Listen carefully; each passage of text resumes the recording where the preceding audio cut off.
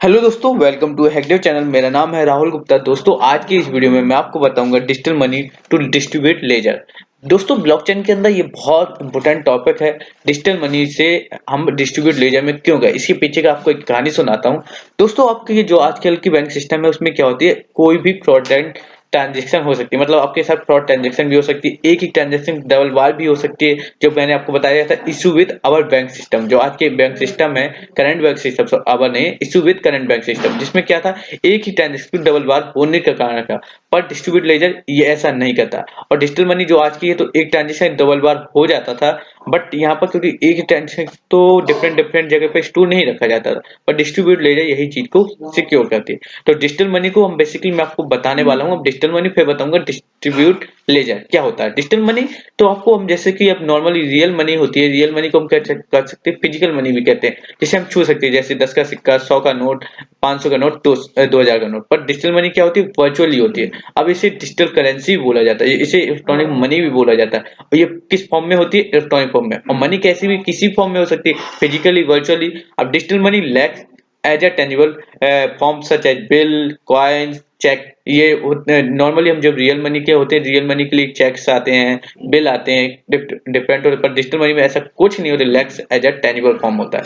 ठीक है, it is जब आपको ट्रांसफर करना होता है तो उसके लिए हम रुपए जब देते थे रियल मनी में, क्योंकि कहीं ना कहीं जाते देते थे, मतलब अपने बाई हैंड दे देते किसी ना किसी तरह। पर डिजिटल मनी जो आपका डिजिटल मनी है, तो ये होती है ट्रांसफर यूजिंग इलेक्ट्रॉनिक कोड्स। जो इलेक्ट्रॉनिक कोड होते हैं कंप्यूटर के, उसके द्वारा ही ट्रांसफर किया जाता है और काउंटेड किया जाता है। अब ये इसका एक टाइप है जो क्रिप्टो करेंसी बोला जाता है, और इसको सिक्योर किसके द्वारा किया जाता है, क्रिप्टोग्राफी के। अब ठीक है, मैं आपको एक एक चीज बताने वाला हूँ। डिजिटल मनी और digital currency is any form of money payment that exists only in electronic form. Digital money lacks a tangible form such as bill, check, or coins. It is accounted for and transferred using electronic code in computer. ये transferred है accounted for using electronic code in computer. Cryptocurrency refer to a type of digital money. Cryptocurrency एक type है digital money का that is secured by cryptography, making it almost impossible to counterfeit और double spend। जो आपको जो double spend की problem आती है, तो इन सब चीजों के लिए आती है, इम्पॉसिबल करती है। Example, bitcoin, Ethereum, Ripple. Risk, fraudulent payment, illegal payment, data theft.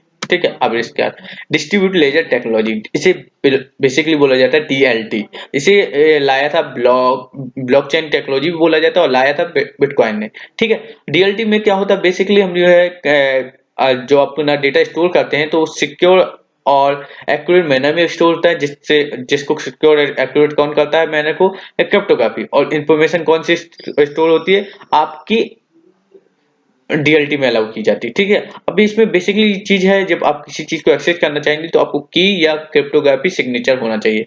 आप एक बार यदि डेटा को स्टोर कर दे, तो इम्यूलेटेड डेटाबेस बोला जाता है। वो एक बार इंटरनेट में, ये नेटवर्क में आ गया, तो उसको गवर्नमेंट रूल फॉलो करने पड़ेंगे जो नेटवर्क के बने हुए हैं। अब डिजिटल जो आपके डिस्ट्रीब्यूट लेजर टेक्नोलॉजी है, एक डिजिटल सिस्टम है ट्रांजेक्शन को रिकॉर्ड करने का, तो जिससे आपकी दो बार जो ट्रांजेक्शन होने के चांस है, उस चीज को बचाता है। अब ये आपने बेसिकली डिस्ट्रीब्यूट को सुना होगा, क्रिप्टोग्राफी, सॉरी क्रिप्टोग्राफी में नहीं, आपने इसको सुना होगा,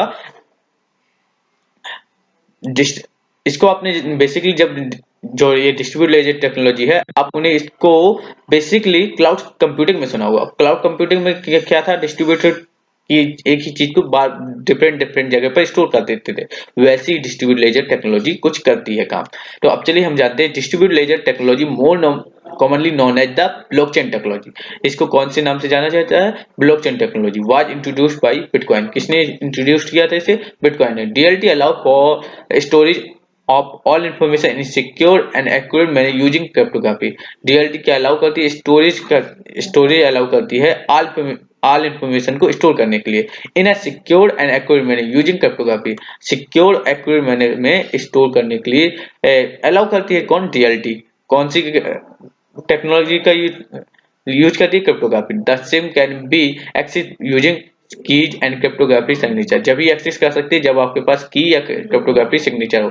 once the information is stored, एक बार आपकी इंफॉर्मेशन स्टोर हो गई, इट बिकम एन इम्यूलेट डेटाबेस। अब जब इंफॉर्मेशन स्टोर हो गई तो इम्यूलेट डेटाबेस हो govern by the rules of network, आपके रूल्स फॉलो करने पड़ेंगे नेटवर्क के, फिर वो रूल्स के अंदर आ जाती है। Distribute ledger technology is a digital system for recording the transaction, transaction को रिकॉर्ड करने का एक digital system of assist in with the transaction and their details are recorded in multiple places at the same time। एक time पे उसकी transaction की detail different जगह पर हो रही। Unlike traditional database, distribute ledger have no central data store. Distribute ledger में database में लेजर टेक्नोलॉजी में आपका एक डेटाबेस का सेंट्रल स्टोर नहीं होता। एडमिनिस्टर फंक्शनैलिटी, ठीक है। Use of distribute ledger, finance, music and entertainment, diamond and precious assets and art work में इसका यूज किया जाता है। दोस्तों आज की वीडियो में इतना ही। वीडियो अच्छी लगी तो लाइक कीजिए, दोस्तों को शेयर कीजिए और चैनल को सब्सक्राइब कीजिए।